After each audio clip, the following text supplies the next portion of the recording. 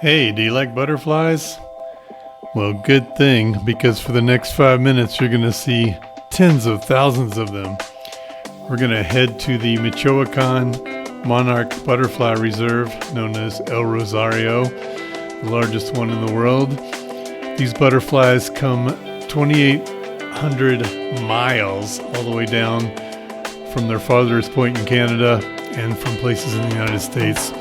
So first you get to that parking lot, and even there's some butterflies, and then you head up past some souvenir stands because, hey, this is Mexico. Of course you can get something to eat, or you can pick up something to remember it by on the way back, or even get a beer if you want. And then after a while you get up to the main entrance here, and you'll pay 100 pesos, which these days is about $6, and that will get you in.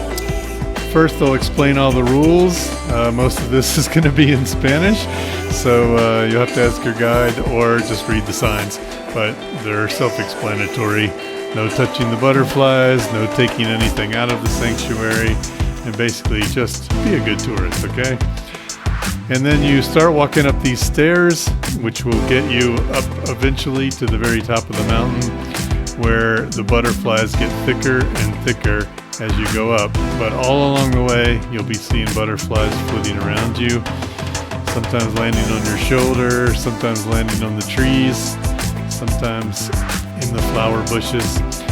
They're very difficult to photograph when they're moving, but thankfully they land on these bushes sometimes and you can get some better shots.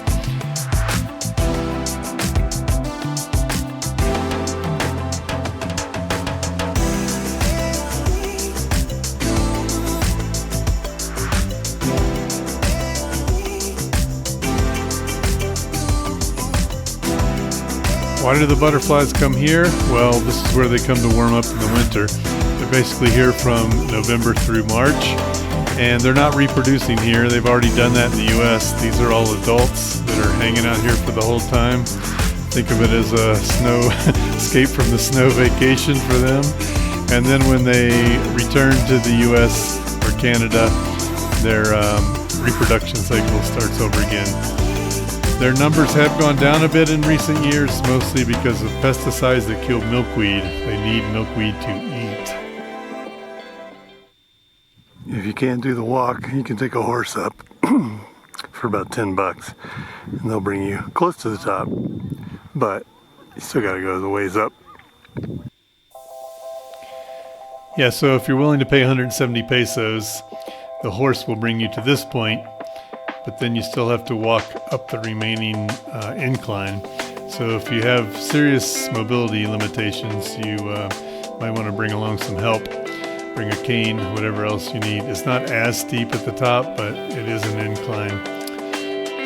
Sometimes the butterflies are on the ground and they're getting something to drink, or they're just hanging out there.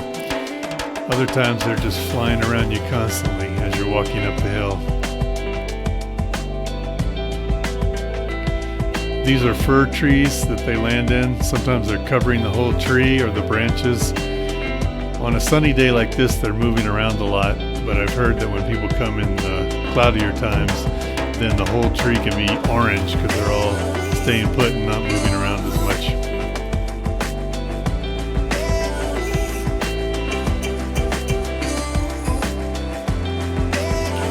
Then when you get to the top, there's just a swarm of them.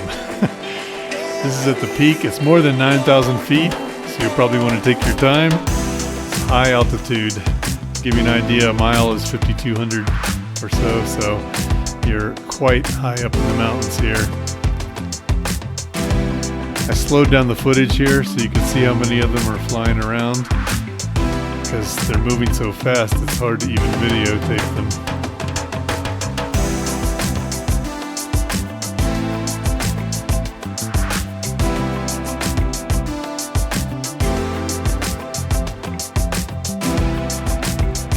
It's an incredible sight. It's moving. It was rather quiet at the top. People weren't talking. Some people were crying. It's an emotional situation to see all of these monarch butterflies in one place. It's really hard to explain what it feels like to actually stand there.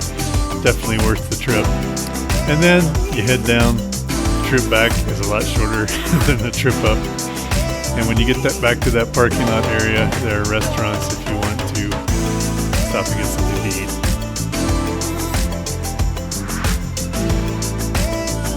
Incredible experience.